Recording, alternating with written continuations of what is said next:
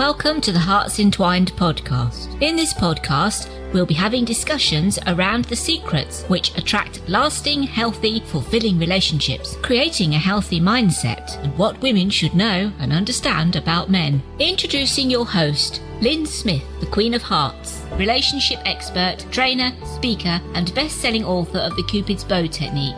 Lyn's mission is to have a positive impact in reducing divorce, domestic violence, and suicide. Welcome to the HEARTS Entwined podcast. This is your host, Lyn Smith, the Queen of Hearts. And today, listeners, I've got a juicy subject. It's called Why We Choose the Wrong Relationships. Haven't we all been there before? And I've got a lovely guest. Their name is Harris Eddie Hill. They're a childhood trauma coach. And we thought it'd be a great topic to talk about why we choose the wrong relationships in today's podcast. So welcome, Harris. Hey, thank you so much for having me, Lyn, and for everyone listening. It's a real pleasure to be here with you today, and I hope I can give you lots of value as well as entertainment. I'm sure you will. So, Harris, tell me a little bit about why you're doing what you're doing at the moment before we get stuck into specifically about why we choose the wrong relationships. Sure. Well, like a lot of folks who I think are sensitive, I was definitely born with the gift of listening to people long before I knew what to do with that or had the emotional maturity to kind of say anything back or reply with anything useful. And, you know, after many years of sort of my own healing and entrepreneurial, you know, sort of ventures in lots of different directions, I realized that I wanted to do something that mattered to me. And as I was kind of inching towards setting up the Centre for Childhood Trauma Healing, which was a total surprise, by the way. I was working for the NHS, for the listeners abroad. That's the National Health Service, that are kind of free at the point of service healthcare in the UK, as a health and wellbeing coach. And I was looking after people who had all sorts of, they were coming to talk about managing their health. So it could be like diabetes, if people wanted to lose weight, you know, obviously I had no agenda with that. But if people came and they were like, I want to talk about my relationship with food or alcohol, or, you know, my personal relationships, my anxiety, depression, blah, blah, blah. And the number one cause of almost everybody's issues, or issues that made it difficult for them to manage their health, always came back to childhood trauma. And the NHS, as much as I love it and I really value it, it's struggling, and it's far behind the needs of trauma survivors. In some places now you can get EMDR on the NHS, but that was really invented for simple trauma, not things like complex trauma. And having EMDR, been through sorry to interrupt, Harris. Let me just explain to the audience what that is first. It's eye movement desensitization, something.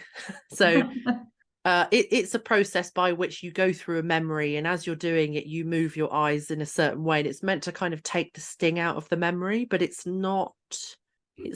wasn't invented to be used for everything. You know, right. If we've been through a simple trauma like a car crash or a one-off incident, then it's great for something like that. But when you've got complex trauma, you're not necessarily dealing with memories, you're dealing with beliefs you have about yourself, and, you know, the way you behave with other people, and the fears that you have. You know, you might believe that you'll only be loved if you get everything right, which is how we get perfectionism, you know, all sorts of things like that.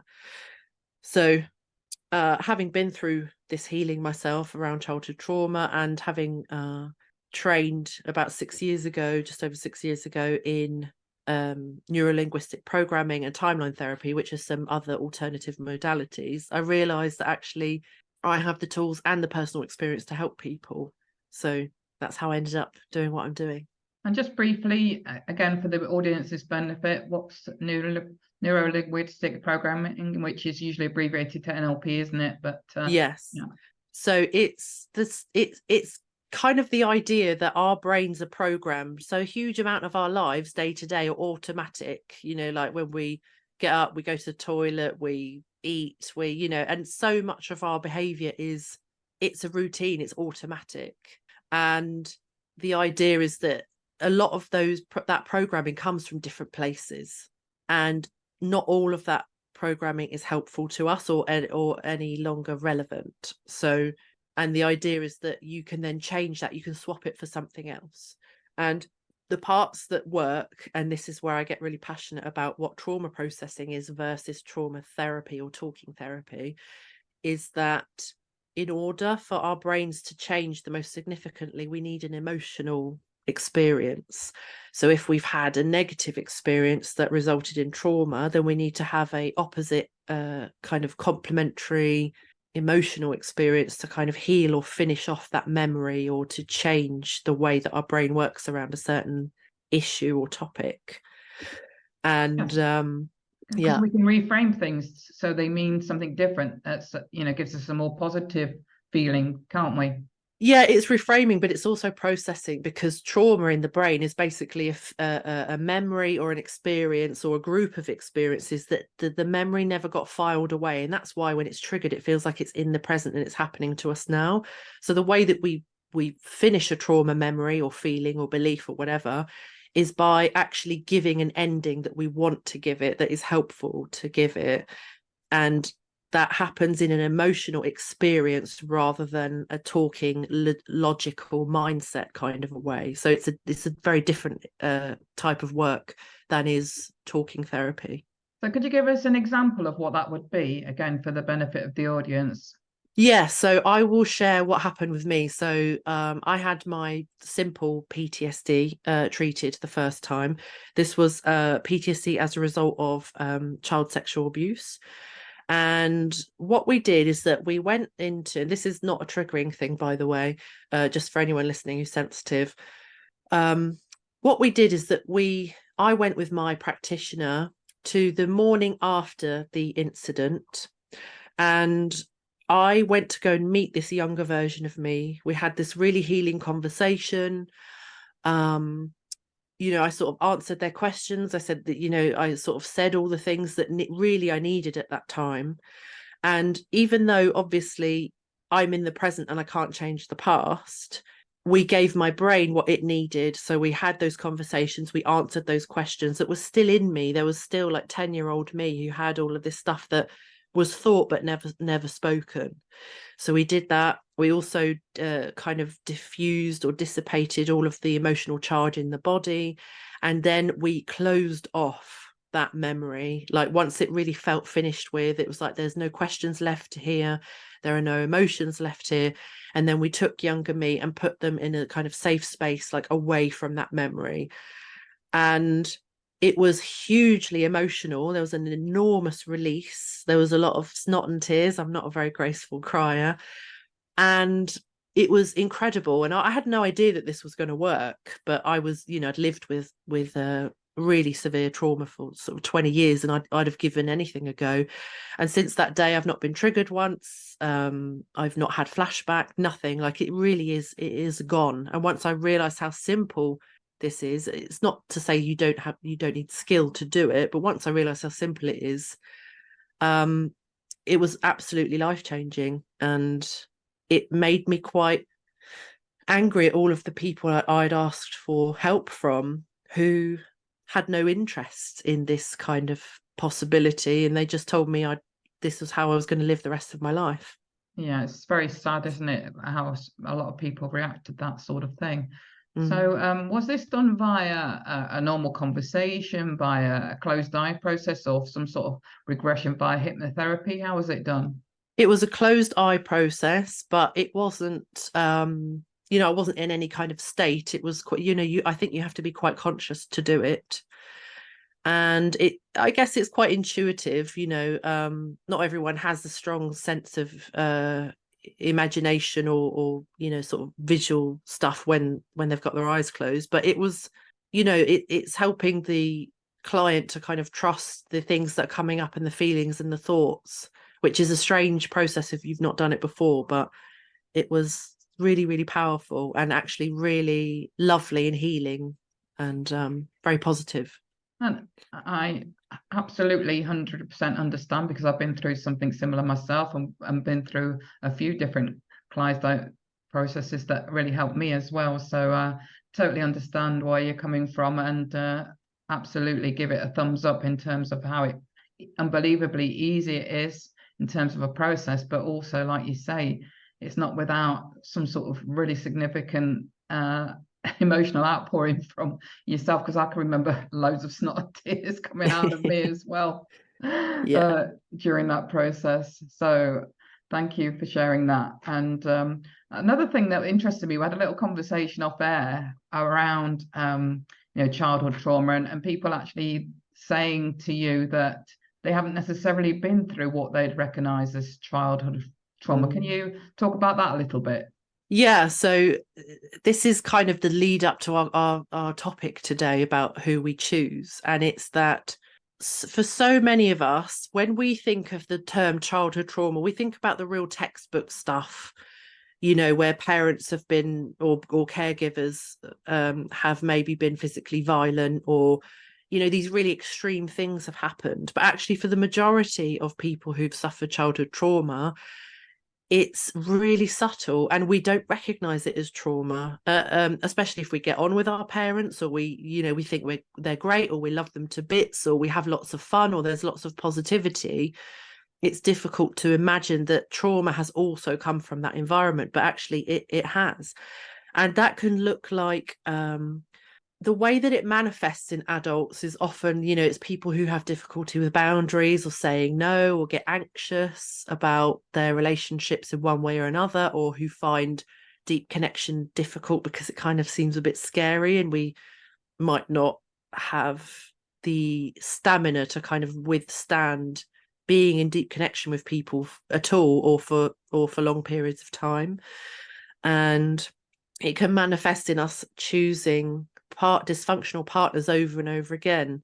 And this is one of the biggest, I think, hurdles, is that either people are choosing the wrong partners over and over again, or they're avoiding relationships altogether.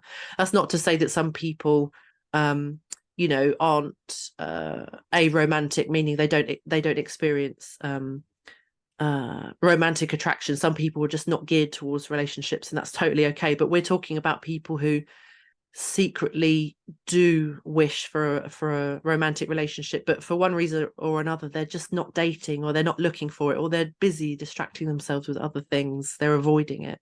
It's sad, isn't it? We're not educated about this as children within the school system, which I think it's so important to learn how to have and attract healthy relationships, isn't it?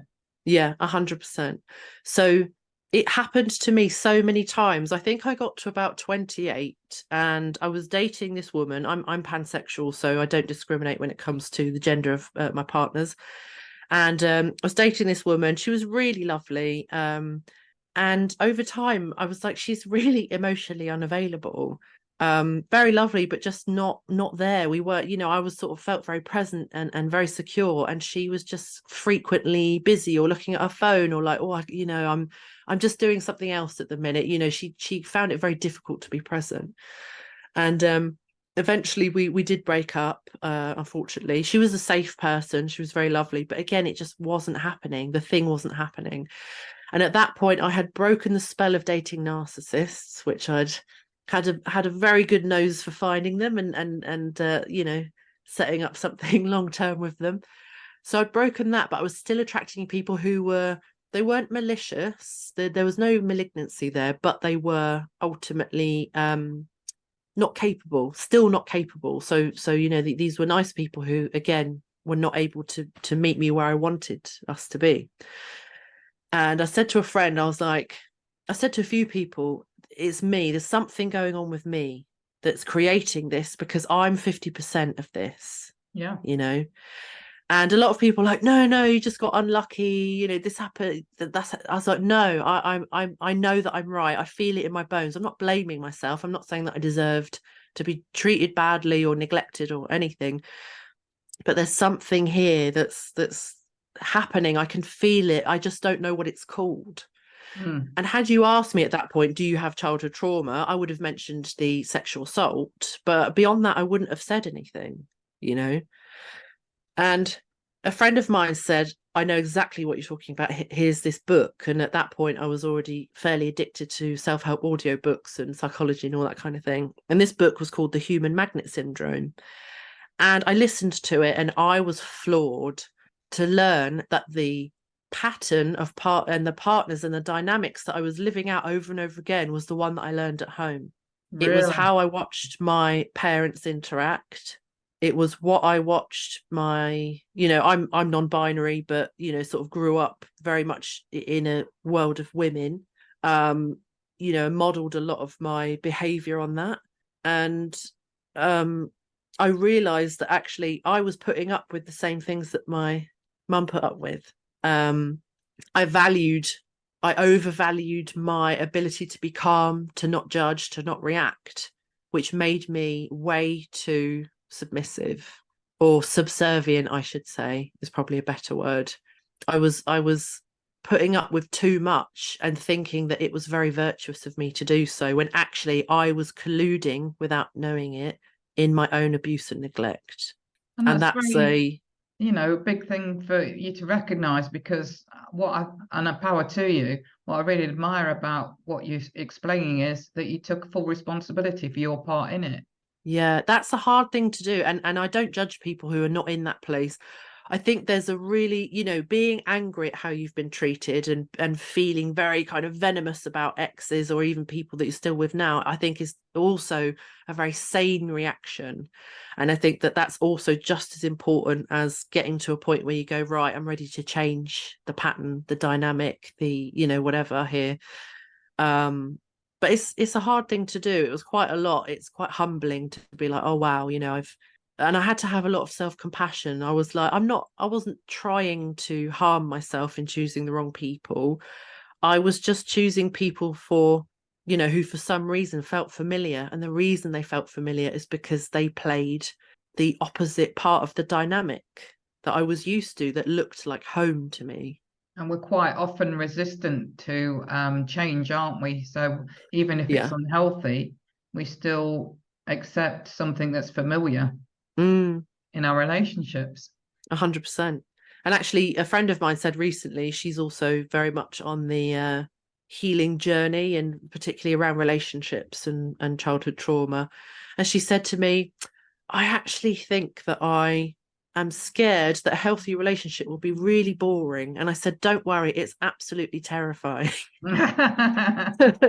I said to her, when you first are safe with somebody who doesn't want anything from you, they just love your company, they think that you're great, and you feel very relaxed around them, it's very positive, you laugh all the time, you just have fun, and it's just really wholesome. I said, getting used to that is really odd, very uncomfortable, because your brain is like, I know logically that this is good and this is what I wanted, but actually the feeling of it is very alien, and I feel very outside of my comfort zone. It's a big thing. So never be worried it'll be boring. I think if you're used to people who are total nightmares, and there's a little bit of a adrenaline there, you'll definitely get adrenaline, just in a way that's probably more healthy. Absolutely. I love that you've said that, because I've had those conversations as well, and there's such a lot within a healthy, passionate relationship which makes you feel alive, that is great, that can be just as exhilarating as those previous harmful, either unfulfilling or unhealthy relationships. 100%. Yeah, it can be, I think, really exhilarating and really affirming as well. Exciting, because that's what we all want, don't we? We want a fulfilling, exciting, passionate relationship that where we feel desired and cherished and respected, and that doesn't need to be boring at all in any way, shape or form. No. And I definitely have been on it was really interesting. So from that book, The Human Magnet Syndrome, that I think I mentioned, around that time, it was really in vogue. It's not as much now, but it was really in vogue to talk about narcissists and dating narcissists. And at that point, I'd heard so many different things about it. Like, if you're an empath, you're definitely going to end up with narcissists, or all of these different things. And I was like, I don't really know if that's true, because I definitely am very highly empathetic, and I feel things beyond what we can scientifically demonstrate or recreate or prove. But that to me feels like a separate thing. That feels like a kind of a spiritual gift and nothing to do with trauma. In fact, I would say that was one of the things that I had long before any kind of trauma had set in or anything like that. And as I was healing, because of all the things I'd read, I was like, well, if I heal, does that mean I'm going to lose all of this kind of spiritual empathic ability that I really value and that's so special to me? And actually what I found was, once I'd cleared the trauma out of the way, it was more heightened than ever, and I could control it and integrate it and really enjoy it, whereas before it had been a bit of a weird, slightly, ill-fitting, awkward thing. Yeah. No, I've been there. I've been on that path. So in terms of why we choose the wrong relationships, what do you think it is in a nutshell that you can explain as to what would be the answer to that question? It's the pattern that we're used to. So a lot of people will say, well, when I met my partner, like there was a real spark, and then a year later it turns out that they're a bloody nightmare, and they're doing this and I'm not very happy. And the thing that our body responds to what's familiar, and it's not discriminating. Just because you've told it, I don't want to date any more nightmares, that doesn't really translate into anything. It's the pattern that we're used to. In the first 7 years of our lives, we develop like so much of our neurology, our neural pathways, what family means to us, what connection means to us, how does that look? And so the people who, there's something subtle about it, you first meet them and they'll say or do something, and there's a part of your body just naturally responds because it's familiar. It doesn't matter that actually it's responding to a dynamic or a clue that dynamic is there that's not healthy. So the best thing that we can do is to become educated about that, to begin to embody it, and then actually have help to process our trauma, our issues, and all of that kind of thing, and start to get a really clear idea of what healthy looks like, and be brave enough to give it a go. Thank you so much for sharing that. And for those people, Harris, that are interested in finding more about what you're talking about or connecting with you, what is the best contact information you can share with us today? Go to my website. Everything's on there that you could possibly need. It's mxharrishill.com. Thank you so much. And any final words of wisdom around the subject of why we choose the wrong relationships, in terms of last words? Yeah, I think it would just be, don't give up, don't blame yourself. There's absolutely something you can do about this with guidance from somebody else like myself. Doesn't have to be me, but we've been through it. We totally understand what it's about, how it works, and how to get you out the other side. It can absolutely get easier, and you can begin to enjoy it and have nice relationships. I second that. And it can be really life-changing for the better. Absolutely, 100%. Yeah, agreed. So thank you so much, Harris. That's been a really interesting conversation, and I really appreciate you sharing so much of your own story and experiences within that. Yeah, of course, Lyn. Thanks so much. It's been really lovely to talk to you today. So it just leaves me to say that true love starts with opening our hearts. And until next time, goodbye for now. Thanks for listening to the Hearts Entwined podcast. You can follow Lyn via the Facebook group 2 Hearts Entwined, or search Lyn Smith, inspirational speaker, at LinkedIn, or email lyn@hearts-entwined.com. That's LYN@hearts-entwined.com. Remember, true love starts with opening our hearts.